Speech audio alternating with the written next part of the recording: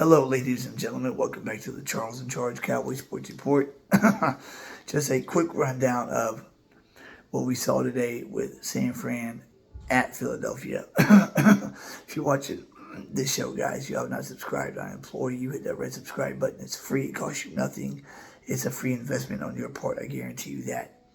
I'm getting closer to 500. That's my first goal. When I hit 500, then I hit 1,000. When I hit 1,000, the show will skyrocket. This show will become one of the shows that you look forward to watching, like Law Nation or Mark Holmes or Mike Fisher. It will grow into that stratosphere in time.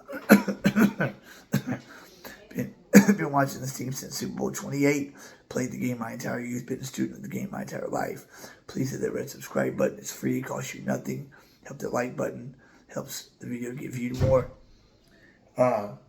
Niners did what we needed them to do today. They beat down Philadelphia. Now, the way they beat them was kind of scary. Now, Philadelphia's last 4 wins, they all trailed at halftime against us, against Kansas City, against Buffalo, and I believe Washington.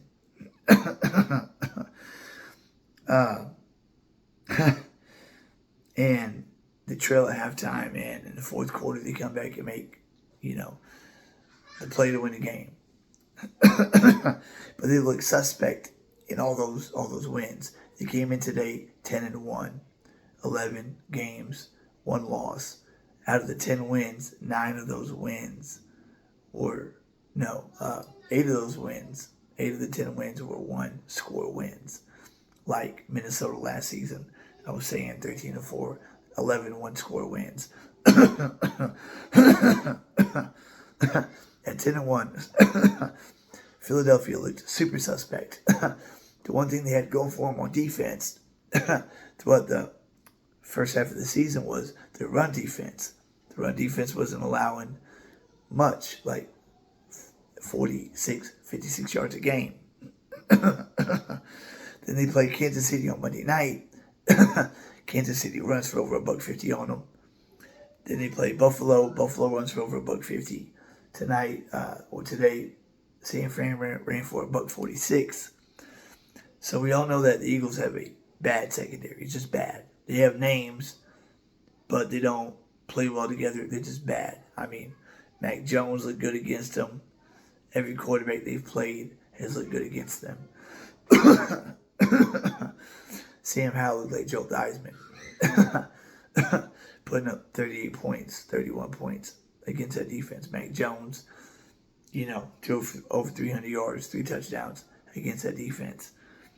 Brock Purdy, looked like Joe Montana today. The game started off, Philly getting the football, driving the length of the field. Niners hold in the red zone. Eagles' last 12 red zone trips ended in touchdowns. San Fran holds them to a field goal. San Fran gets the ball, goes 3 and out, puts it back to Philly. Philly has another long drive into the red zone, and again has a settle for 3. And then all of a sudden, Mike Shanahan figures it out, and then San Fran gets the ball, drives 90 yards, touchdown. Stop Philly, gets the ball back again, drives 85 yards, touchdown. It's 14-6 at that point. And then to start the third quarter, they get the ball back, 75-yard drive, touchdown. It was just, run, pass, didn't matter. They could do whatever they wanted. San Francisco had 456 yards total offense, 310 through the air, 146 on the ground. They had 8 yards per play on average. 8 yards per play. Pretty damn impressive there. Third down percentage, they were 8 of 11 on third down, which is incredible. 1 for 1 on fourth. They gave up 2 sacks. San Fran had 5 flags, 47 yards. Time of possession, they had the smaller part of it. Not very much, 28 minutes, 21 seconds. And they had 57 total plays. Philadelphia, 333 total yards. Hurts had 287 through the air. Eagles only mustered up 46 yards rushing. Eagles have not been able to run the football lately.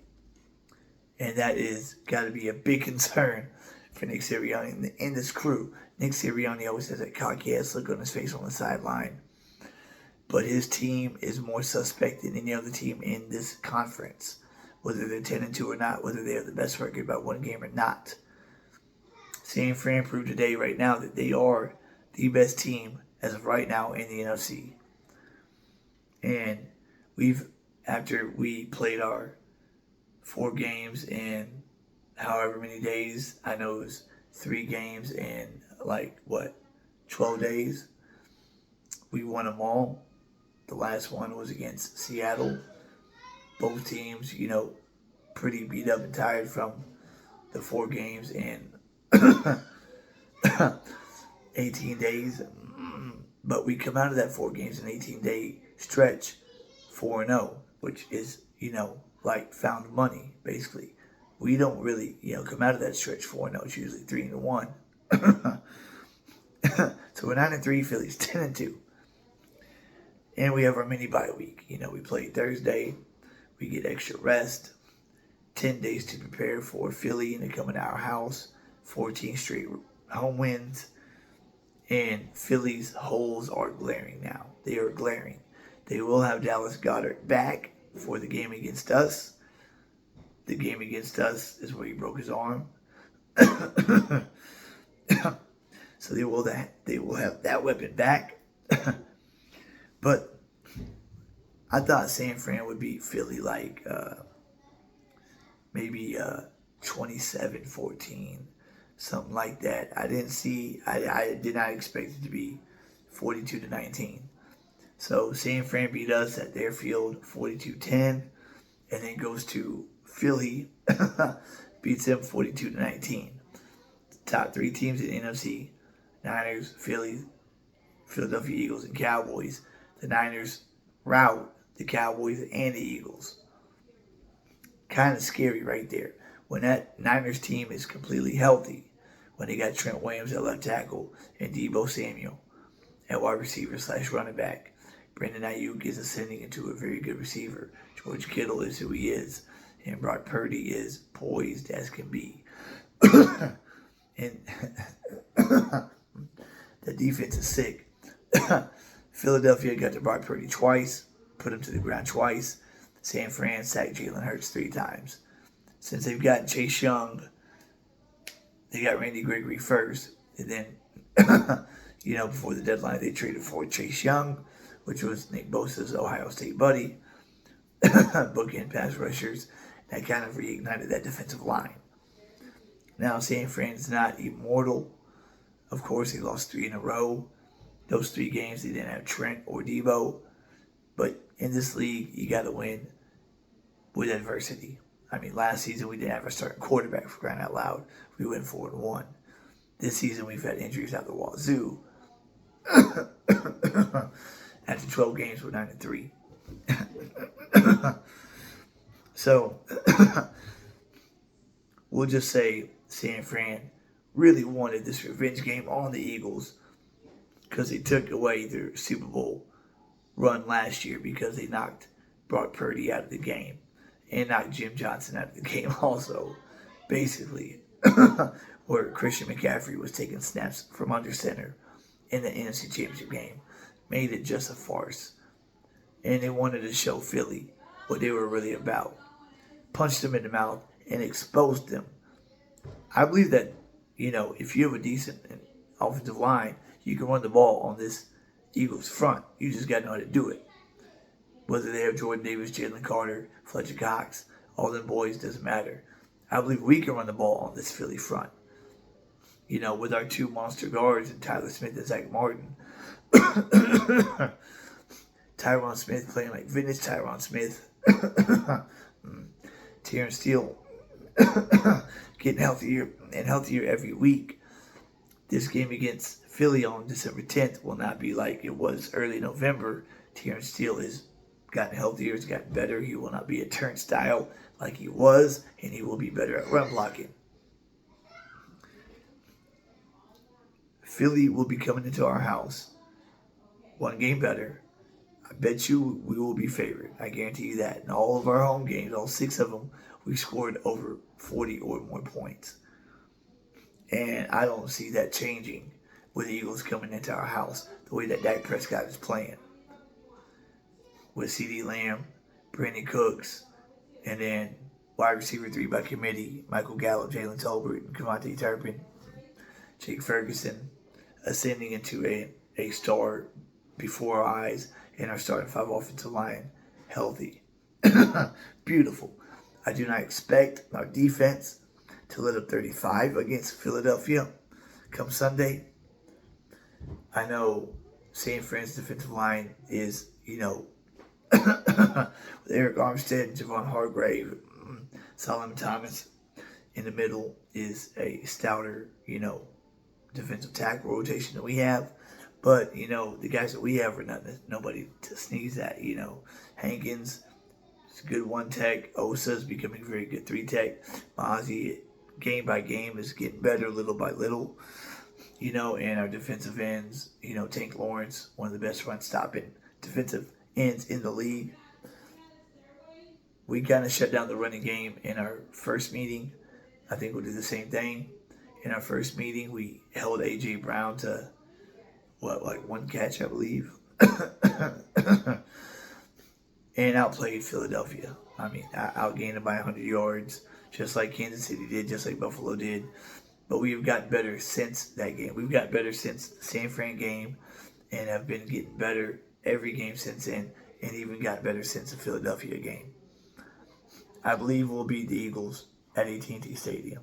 Whether it's by 3 points, whether it's by 13 points or 23 points, we will win the football game. Like Jimmy Johnson called in 1993 and said, was early 94, put in 3-inch headlines. We will win the ball game. I know week 5, I guaranteed a victory against San Fran. I did that off a whim, just off a whiff. And it was, I couldn't be more wronger.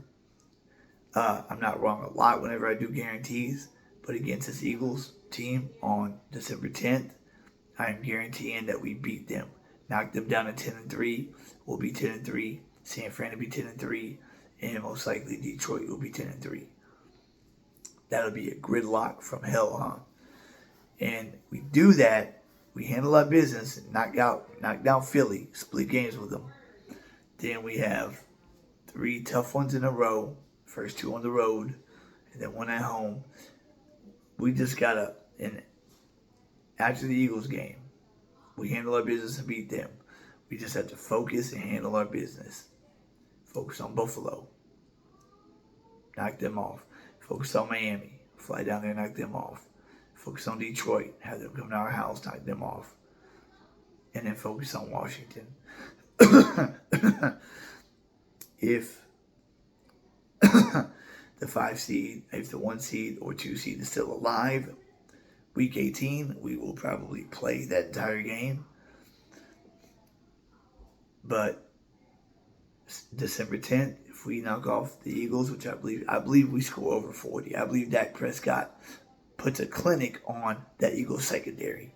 Kevin Byard or not, that free safety really hasn't made much of a difference in that secondary. He just has not. They would have been a lot better off getting Justin Simmons than Kevin Byard, my personal opinion. And a lot of reports and sources are saying that Darius Leonard, Shaq Leonard is leaning towards signing with the Star because he wants to reignite his career, and what better place to do that than in the biggest stage in America, in the NFL. And he also has a chance to get a ring this season with this team. This team can and has what it takes to go all the way. A team like San Fran could be the one to stand in their way. But maybe like 95, maybe somebody can knock them off in January for us. Like Green Bay did in 95. Which made the road to the Super Bowl a lot easier. So, December 10th, guys, if Philly would have won this game, then it would have been just playing these games just to prove that we are on, pace with everybody else. But being that San Fran won, the 1 and 2 seed, it's a 1 or 2 seed is still alive, or the 3 seed also. I don't know the tiebreaker with Detroit, how that would work. Their losses are against Seattle, Baltimore, and Green Bay. So they only have two NFC losses. We have 3. So as of right now, Detroit would have the tiebreaker over us because all 3 of our losses are NFC. And man, New Orleans had them. they had them, but we played Detroit head to head anyway. So that right there will decide that as far as head to head, victory. If Eagles come to our house, we knock them down. That'll be 2 in a row that they've lost. And a lot of people will be looking at the tape on how the Niners beat them and how we beat them. And then after that, they'll be going to Seattle. That'll be their last game against a tough opponent for the regular season. After that, they got the Giants, Cardinals, and Giants. I think Arizona upset Pittsburgh today, if I'm not mistaken. But going to the link, playing a Seattle team that is a wounded dog fighting to get that 7 seed is no joke. And they've got the receivers and the quarterback to gash that defense. That could be a shootout game like it was with us. We would just need Philly to stumble one time, lose one more because of that NFC, only 2 NFC losses compared to our 3. That's what sucks about that Arizona loss week 3. Those kind of losses come up, bite you in the ass whenever you're vying for a top seed late in December.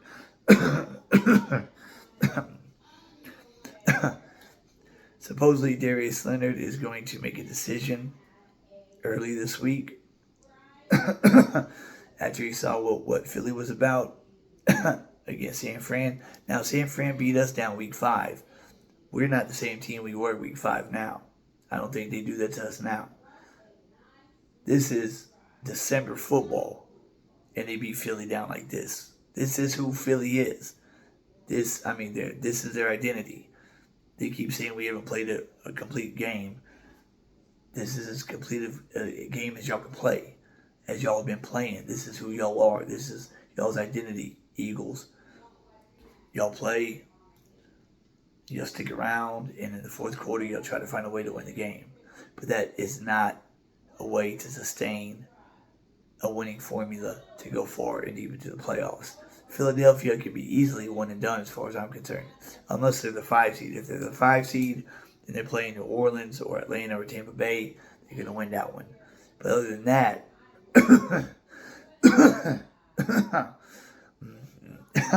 I don't see them getting past the second round. Right now, 49ers, I think, are better than the Cowboys.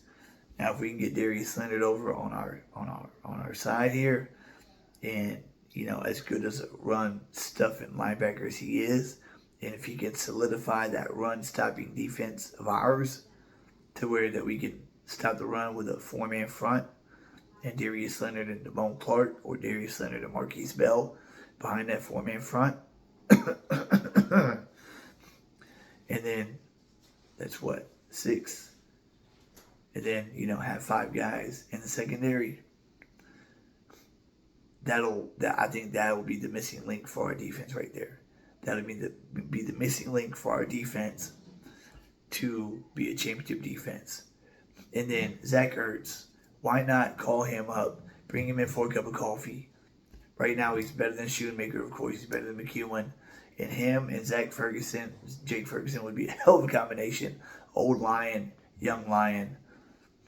Zach Ertz knows what it takes to win a Super Bowl at tight end. He could teach Jake Ferguson a hell of a lot. Bring him in for a cup of coffee too. Why not? But it's about to get real here, guys. December 10th, it's all on the line. If we handle our business, then the last 4 games of the season, every game will count. And, like I said, who knows? Arizona with Kyler Murray and Hollywood Brown and the team they have, they're not just going to roll over and let Philly beat them. They're going to come in, wanting to get a big win late in the season to get momentum going into next season. I don't see the Giants having a chance to beat them, even though they play them twice in 3 weeks. The Giants are just really, really bad. And Tommy DeVito is their quarterback. Unless they pull off some kind of Meadowlands miracle against, Philly. I know it's division rival, but division rival games don't always mean that y'all are rivals. Like the Giants and us are not rivals. We own the Giants, have since 2017. Philly right now would, stomp a mud hole in them, 10 out of 10 times. So our best hope after we drop Philly December 10th, and I'm calling it, we're going to do it, is Seattle knocking them off in the link in Seattle, or Arizona pulling off an upset with Mighty Mouse. If that would happen, oh my goodness, man. We just have to take care of our business against the next 3 opponents who are not easy. Buffalo's up and down, yes, but they can be very dangerous. Miami is dangerous, and Detroit, is Dan Campbell style football. Aggressive, run the ball, pass the ball, good defense. But I think we're better than Detroit, like we're better than Seattle. And I believe we can run the table. I believe we can finish 13-4, 14-3. I predicted before the season started we'd be 14-3. And then when we started off 5-3, I was like, hey, I don't know, maybe 12-5, if we start playing better. And the way Dak Prescott has starting to ascend in his new West Coast offense, how comfortable he is. Aaron Rodgers explaining that cadence of his, here we go. He is playing the position at such a high level right now. Right now he's number 3 in the MVP race. And he deserves to be.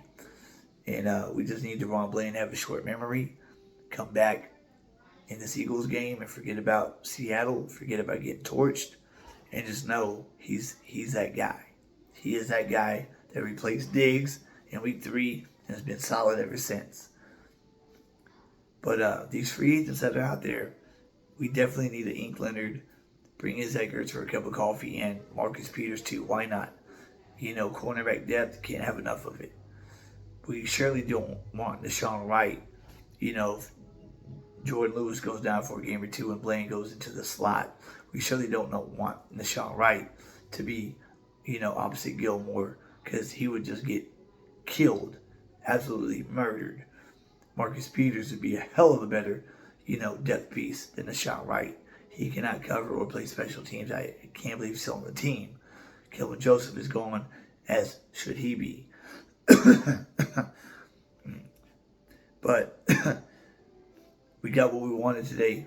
San Fran won. Detroit almost lost. Man, I was hoping Derek Carr would pull that off, but he didn't. Oh well. But it was good that San Fran won, but it was kind of scary the way they won, because they just beat down the best team in the NFL.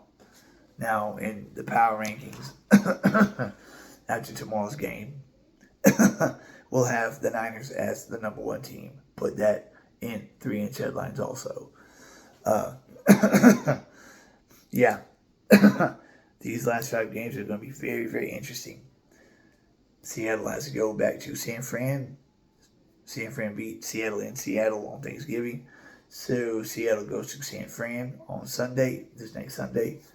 Philadelphia comes to us. I think Detroit has a cakewalk game. That's the top 3 in the NFC right there. Seattle and Minnesota are both 6-6. And then the Rams are coming up strong right now. Between Seattle and Minnesota, I believe only one of them will make the postseason. And I believe the Rams will be the other team that makes the postseason. The Rams are coming on strong. And they have a veteran quarterback, Super Bowl winning quarterback, Super Bowl winning coach. They've got receivers. They've got defense, young defense. They've got what it takes to be scary in the playoffs or give teams trouble. I wouldn't be surprised if the Rams make the 7th or 6th seed. Would not be surprised at all. With Matthew Stafford at quarterback, completely healthy, with Nakua and Cooper Kupp, that offensive line he's got. Aaron Donald still plays on the defensive line. They have, some good players on defense. And, the Rams are stepping it up right now. Houston pulled off a close one against Denver. Boy, did they get lucky. I'm not a big Houston fan. I live in Houston. I'm a diehard Cowboy fan. I grew up in Dallas, was born in Houston, grew up in Arlington. I was glad to see D'Amico Ryans have some success, but I wanted them to kind of fade down the stretch and miss the postseason, or maybe get like the 7th seed and have to go against 2 seed and get blown out. I thought Denver would beat them, but Russell Wilson couldn't cash in, at the very end. But still 5 games to go, like I said, so still a lot of football. 5 games, what's that, 20 quarters of football? 5 games, what's that, 5 times 6, 30, 60 minutes times 5, 300 minutes of football, something like that, if my math is right. But do not be mistaken. San Fran's win over Philadelphia was uber impressive, yes, but San Fran did lose 3 in a row. And that was against Cleveland, Minnesota, when Minnesota was not that good, and against Cincinnati, who was not going to make the postseason. Just because they didn't have the left tackle and Deebo Samuel. That's no excuse. No excuse. We were missing a buttload of guys against Arizona, and we didn't have no excuse when we lost that game. So when they lost against Minnesota, they had no excuse either. San Fran is beatable. They just, I believe they had a chip on their shoulder coming into Philly, and they really wanted to stick it to them, being that they believe, Philly wouldn't have beat them in the championship game if, Purdy wouldn't have got knocked out in the first series. I don't think so either. I think San Fran would have won that game. But if we continue to get better every week, and we beat Philly, and we beat Buffalo, and we beat Miami, and we beat Detroit, and we actually run this table going into January, I believe that we can beat any team that lines up across from us. Any team. Especially with Dak Prescott playing the way he is. I believe that Dak has made that next step to that next level. From being a good quarterback to being a great quarterback. Could be wrong, could be premature saying that, but we will see over these next 4 games. These next 5 games. We will see over these next 5 games. And then we'll definitely see in January. Guys, please subscribe. Again, I cannot reiterate that enough. When I hit 500,000 subs, I got the computer now. I'll be able to start putting back in this channel, getting studio equipment, sound bites. Once I learn how to figure out how to tie this laptop in with my channel like all the way, I'll be able, to show graphics and film and whatnot. And then call-in line. I have a call-in line whenever I do live shows. When my live shows actually have a decent crowd, call-in line will be there. I think that's very essential. I love Law Nation Show. I love to call in on it. He was the one that inspired me to start my own channel. Should have done it 10 years ago, but I didn't know it was that easy to start your own channel. Guys, please help me get 500. I'm not that far away. By season's end of the regular season, help me to get there, guys. I cannot get there without my brothers and sisters that bleed the blue and silver blood that I do. I live and die with each game, guys. I mean, it's God, family, Cowboys, and the country. That's how it is, with me. Keep God first and foremost. First and foremost, He comes before everything, even this. Seek Him and His righteousness, and all these other things will be added unto you. I am a living testimony of that, guys. Have a good week. Today's Sunday. Have a good week. Tomorrow's like a Victory Monday, basically.